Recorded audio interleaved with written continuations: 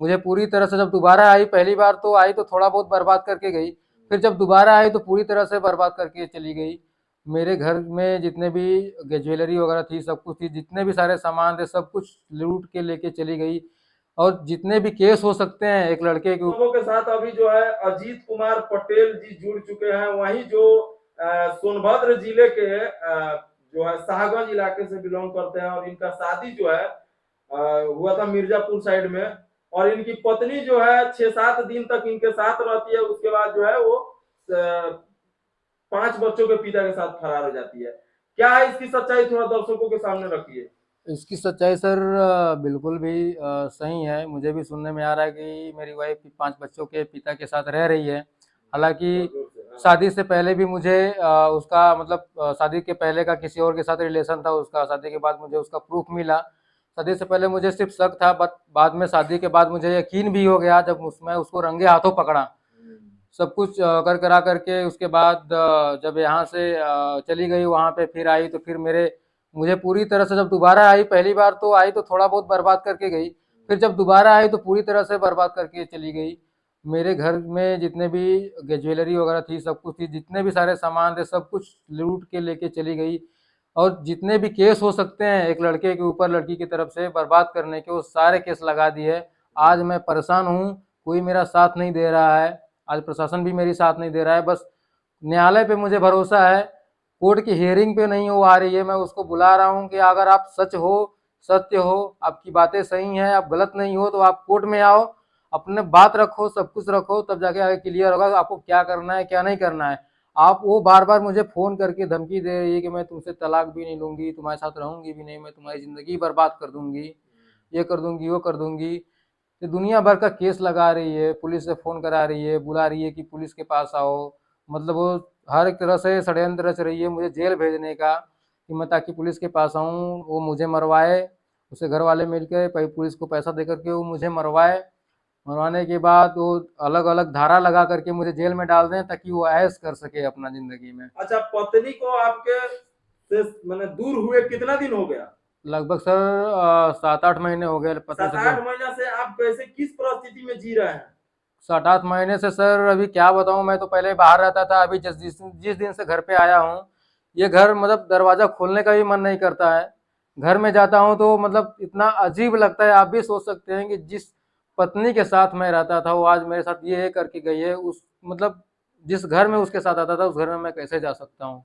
क्या याद आती है कि नहीं आपकी पत्नी अब अरे आपको? सर क्या याद याद आने को तो बहुत आती है, बट अभी क्या कर सकते हैं सर। बट अभी कुछ कर नहीं सकते हैं, यादें तो बहुत आती है भाई। रूम में बहुत सारे सामान पड़े हुए हैं जो यादगार पल, वो बेड, वो सारी चीज़ें, वो गिफ्ट वाली चीज़ें हैं जो मैंने उसको दिया था। और हालांकि वो सारी चीज़ें लेके गई है, वो लहंगे जो मैंने उसको लाए थे वो सब सारी चीज़ें लेके गई है।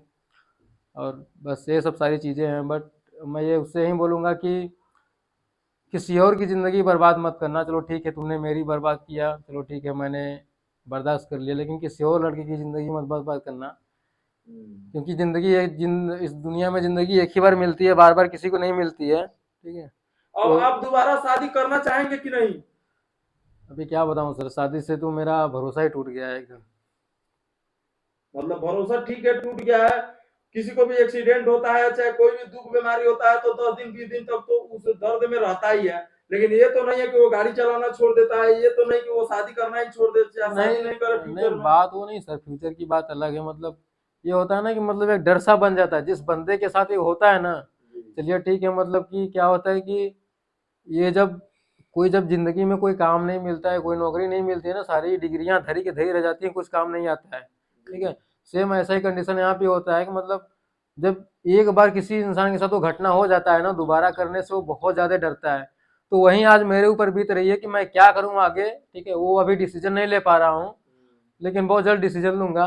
अच्छा, लेकिन आपके जैसे बहुत सारे युवक अभी जो है कुंवारे हैं, आगे चल के उनकी शादी होगी, या आपके पत्नी की जैसी बहुत सारी लड़कियां होगी, उनके बारे में क्या कहिएगा थोड़ा सा? अभी तो मुझे कुछ समझ में नहीं आ रहा सर, मैं क्या बोलूँ। मतलब ठीक है, पहले घर वालों ने मेरी वाइफ को देखा, सब कुछ समझ में आया, शादी हुआ। आगे चल के किसी भी बंदे की अगर किसी लड़के या लड़की की शादी होती है, किसी लड़के या लड़की के साथ ऐसा होता है, तो उसमें क्या देखना चाहिए। मतलब एक दोनों को मतलब लड़के लड़की दोनों को मैं बोलता हूँ कि आपस में समझ के रहना चाहिए, मतलब चीज़ों को कॉम्प्रोमाइज़ करके रहना चाहिए, ठीक है? इस तरह से किसी की ज़िंदगी के साथ खिलवाड़ नहीं करें वो लोग, अपनी ज़िंदगी अच्छे से काटें, बिताएँ सब कुछ। इस तरह से किसी की ज़िंदगी बर्बाद ना करें वो लोग। अच्छा, क्या ठीक है, सब कुछ हुआ, आपकी पत्नी ने जो आपके साथ किया सो किया, लेकिन क्या पुलिस प्रशासन में आपको कितना सहयोग मिल रहा है? और इस एक बात और मैं पूछना चाहूंगा कि क्या पुरुषों के लिए भी प्रशासन उतना ही मतलब जैसे पुरुषों पे सख्ती दिखाता है, क्या औरतों पे भी सख्ती दिखाता है, या एक तरफा कार्रवाई होती है ऐसे ऐसे मामलों में?